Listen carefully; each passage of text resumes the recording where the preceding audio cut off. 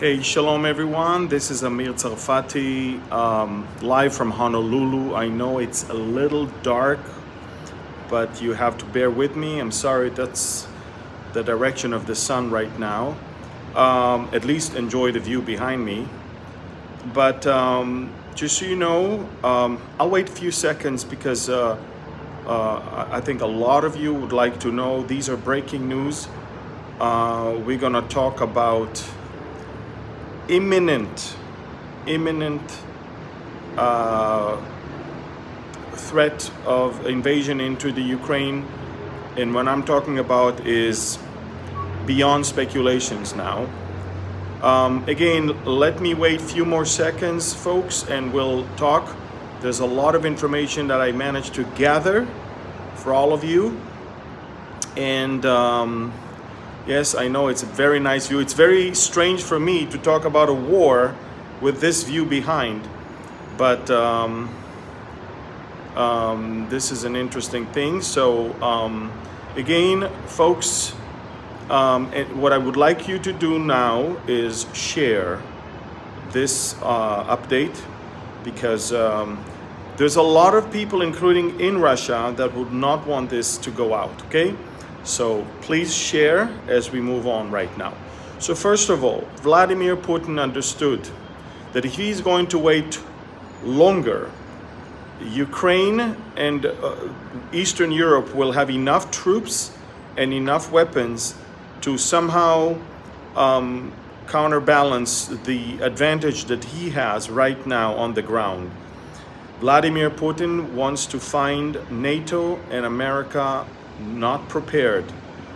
The decisions that are being made too slowly, and they're very, very confusing.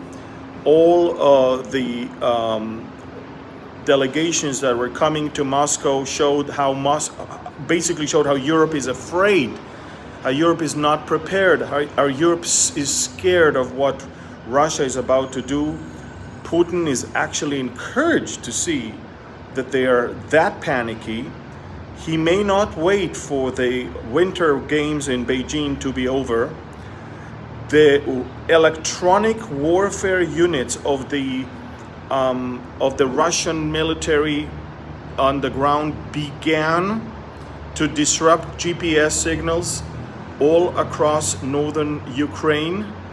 This is why we see a great traffic of Ukrainian emergency planes leaving Kharkov, which is on the border, all the way to Kiev, because they won't be able to take off if it continues.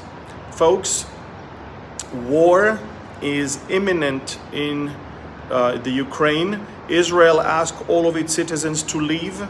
U.S. did that also. Ukraine, we have the UK that just asked its people to leave.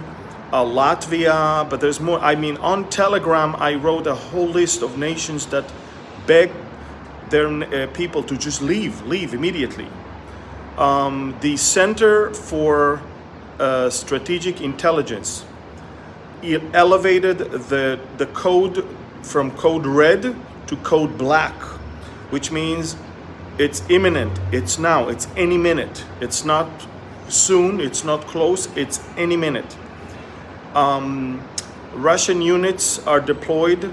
Russian field hospitals are deployed. Now, field hospitals, this is an indication that an army is prepared for a war, because if you deploy soldiers, but you have no field hospitals and no enough blood units, it just shows that you're not really serious.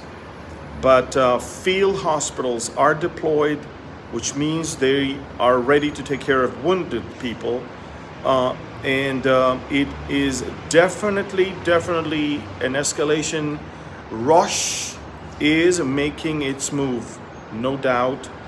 And I'll report more about it. But again, remember, Bible prophecy is not about nations and their relations between one another. It's about nations and what they are going to do to Israel or with Israel. So what we are watching right now is how Russia is preparing to eventually, soon maybe, I don't know when, make its move against Israel. Okay?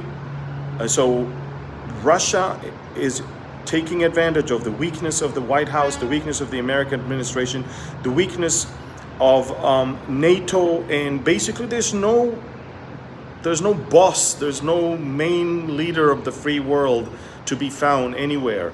Macron made a joke of himself and Putin showed him the way out. Johnson is a joke, and of course all the rest of the countries, they're just threatening. But Russia understands that if they're not going to make their move now, it maybe not happen at all. So folks, pay attention to what is going on. Russia is about to make the move. The world is watching. All the intelligence organizations confirm that the invasion is imminent. There is a blockade right now in the Black Sea. Russia really surrounded Ukraine from all sides, from the Black Sea. We've got Russians on the border with Russia, but Belarus as well.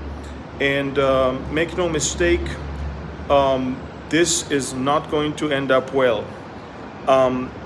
The US president said yesterday to NBC, this could evolve into a world war if American soldiers will have to shoot at Russian soldiers. Well, world wars were not predicted in the Bible because they are stuff that goes between nations. And we may as well see a world war happening soon. And if you're trying to look for it in the Bible, you won't find it because, again, these are the things that nations do with one another. It has nothing to do with Israel. Remember that. Okay. But remember that if it is going to be a world war, biblically, I do not see how America wins here. Biblically, I'm saying. Biblically, the way I understand how things evolve and develop right now, this is maybe the chance for Russia to make its final move to eliminate American superiority in Europe. And at the moment, Europe is completely depending on Russian gas. It's the middle of the winter right now. They cannot afford cutting the gas out at this point. So folks, pay attention to what is going on. I will continue to update you, but listen, I cannot go live every minute, but I am updating my Telegram channel. Download Telegram Messenger, find my channel, and I have about 194,000 subscribers, so it's easy to find me because all the fake channels using my name don't have any number like that. So subscribe to Telegram and you will get the news all the time. The Russian markets are plunging right now. I mean it's red screens all around. Again, GPS signals are being disrupted by the Russian electronic warfare at the moment. Countries, one after the other, are calling all their citizens to leave the Ukraine, including Israel. We issued a warning to our citizens to leave immediately. So folks, things are escalating. Again, share this. I'm going to update you much more. There's so much information that I'm getting from sources on the ground over there. But again, biblically, even if there is going to be a world war, it's not something you can find in the scriptures because Russia will make its final move towards Israel, and that's what Bible prophecy is going to eventually mention. And so again, just like World War I, World War II, they were not mentioned, but where was it mentioned? When it comes to Israel. And this is where Ezekiel 37 talks about how the Jewish people will eventually be brought back to the land of Israel from the ashes, from the graveyard of Europe. And so it's only going to be valid to Bible prophecy when it is having something to do with Israel. Remember that, okay? So if there is a world war going on, don't try to look for it in the Bible, but try to ask yourself, what will that cause to Israel? And because that's the one you will find in the Bible. Okay, so folks, I'm going to update you more. This will be something that I want you to share right now and we'll post it on Facebook as well. Thank you, God bless you, and shalom from Honolulu, Hawaii.